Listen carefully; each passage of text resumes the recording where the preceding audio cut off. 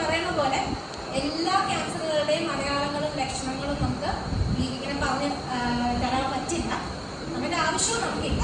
നമുക്ക് വരാൻ ചാൻസ് ഉള്ള ഏറ്റവും കോമൺ ആയിട്ട് കാണപ്പെടുന്ന ക്യാൻസറുകളുടെ അടയാളങ്ങളും ലക്ഷണങ്ങളുമാണ് നമ്മൾ അറിയേണ്ടത്. അപ്പം ഞാൻ നേരത്തെ പറഞ്ഞ പോലെ സ്ത്രീകളിൽ ഏറ്റവും വരുന്നത് ബ്രസ്റ്റ്, രണ്ടാമത് വരുന്നത് സർവൈക്കൽ ക്യാൻസർ, പുരുഷന്മാരിൽ ഏറ്റവും കൂടുതൽ വരുന്നത് പ്രോസ്റ്റേറ്റ് ആണ്. പക്ഷേ എന്നാലും കൂടുതലായിട്ട് ഇന്ത്യയിൽ കാണപ്പെടുന്നത് വായിലെ ക്യാൻസർ, പിന്നെ കോമൺ ആയിട്ട് നമ്മൾ കാണപ്പെടുന്നതാണ് കുടലിലെ ക്യാൻസർ, ശ്വാസകോശ ക്യാൻസർ.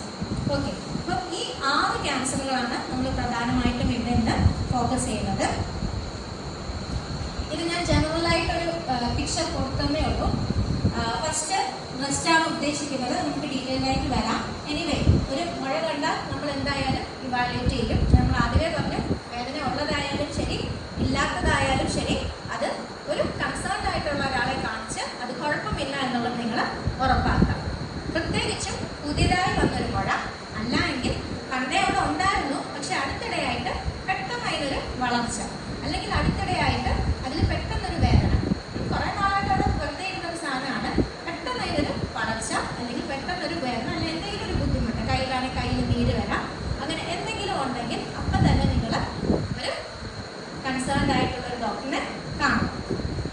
നെക്സ്റ്റ്, ബ്ലീഡിങ് എന്നാണ് ഉദ്ദേശിക്കുന്നത്. ബ്ലീഡിങ് എവിടെ നിന്ന് വേണമെങ്കിലും ആവാം. മൂക്കിൽ നിന്നാവാം, വായിൽ നിന്നാവാം, നമ്മുടെ യൂട്രസിൽ നിന്നാകാം.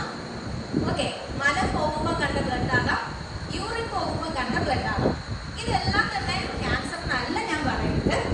ഇങ്ങനെ എന്തെങ്കിലും ഒരു ലക്ഷണങ്ങൾ വന്നാൽ നിങ്ങളത് വെക്കാതെ ഉടനെ തന്നെ ഒരു ഡോക്ടറിനെ കാണാം, വേണ്ടുന്ന കാര്യങ്ങൾ ചെയ്യാം, ക്യാൻസർ അല്ല എന്ന് ഉറപ്പുവരുത്താം. ഇനി സഡൻ വെയിറ്റ് ലോസ് പ്രത്യേകിച്ച് ഡയറ്റൊന്നുമില്ല. ഓക്കെ, ഒന്നും എടുക്കാതെ എക്സസൈസ് ഒന്നും ചെയ്യാതെ തന്നെ വെയിറ്റ് കുറയാം. അതും ക്യാൻസറിനാണോ? അല്ല. ഷുഗർ വന്നാൽ വെയിറ്റ് കുറയില്ലേ? കുറയും. പക്ഷെ അവിടെയും ക്യാൻസറിൻ്റെ ഒരു പോസിബിലിറ്റി തള്ളിക്കളയരുത്. അതാണ് നമ്മൾ ഉദ്ദേശിക്കുക. പിന്നെ നമ്മൾ പ്രത്യേകിച്ച് വായിലെ ക്യാൻസർ കൂടുതലായതുകൊണ്ട് തന്നെ വായിൽ കാണുന്ന പാടുകൾ, വെള്ള നിറത്തിലുള്ള പാടുകൾ അല്ലെങ്കിൽ ചുവന്ന നിറത്തിലുള്ള പാടുകൾ, അല്ല എങ്കിൽ നിങ്ങൾക്ക് വായിൽ എന്തെങ്കിലും ഒരു മുറിവ് വന്നു, ഒരു 3 ആഴ്ച നിങ്ങൾ മരുന്നെടുത്തു, ചിലപ്പോൾ വൈറ്റമിൻ ആയിരിക്കും എടുക്കുന്നത്, അല്ലെങ്കിൽ നിങ്ങളൊരു ഡെന്റൽ കണ്ടിട്ട് അതിന് വേണ്ടുന്ന ഒരു മരുന്നെടുത്തു, 3 ആഴ്ചയായിട്ടും നിങ്ങൾക്ക് വരുന്ന ബുദ്ധിമുട്ട് കുറയുന്നില്ല എങ്കിൽ അവിടെ നിങ്ങൾ ഒരു ക്യാൻസറിൻ്റെ സാധ്യത സംശയിക്കണം.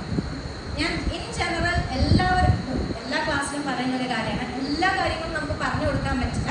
പക്ഷെ ജനറലായിട്ട് പറയുന്ന ഒരു കാര്യം, നിങ്ങൾ അനുഭവിക്കുന്ന എന്തെങ്കിലും ഒരു ബുദ്ധിമുട്ട് നിങ്ങൾ അപ്പോൾ ഒരു ഡോക്ടറിനെ കണ്ടു, ആൻറ്റിബയോട്ടിക് എടുത്തു, ഒരു പല്ലുവേദന ആയിക്കോട്ടെ, ആൻറ്റിബയോട്ടിക് എടുത്തു, അനാൽജസിക്സ് എടുത്തു, എന്നിട്ട് 3 ആഴ്ചയായിട്ടും നിങ്ങൾക്ക് ആ ബുദ്ധിമുട്ട് മാറുന്നില്ല, ചിലപ്പോൾ ഒരു നടുവേദനയായിരിക്കും, മാറുന്നില്ല എങ്കിൽ നെക്സ്റ്റ് സ്റ്റെപ്പ് ഇവാലുവേഷൻ പോകാൻ നിങ്ങൾ ഒരിക്കലും മടിക്കരുത്. ചിലപ്പോൾ ഡോക്ടർ നടുവേദനയോ ഒരു MRI എടുക്കാൻ എഴുതി തന്നിരിക്കും, അല്ലെങ്കിൽ പല്ലിൻ്റെ അല്ലെങ്കിൽ വായി വന്നൊരു മുറിവായിരിക്കും, ഒരു ബയോപ്സി എടുക്കാൻ എഴുതി തന്നിരിക്കും. അത് കാണുമ്പോൾ ഡോക്ടർ വെറുതെ എഴുതി തന്നെയാണെന്ന് വിചാരിക്കരുത്.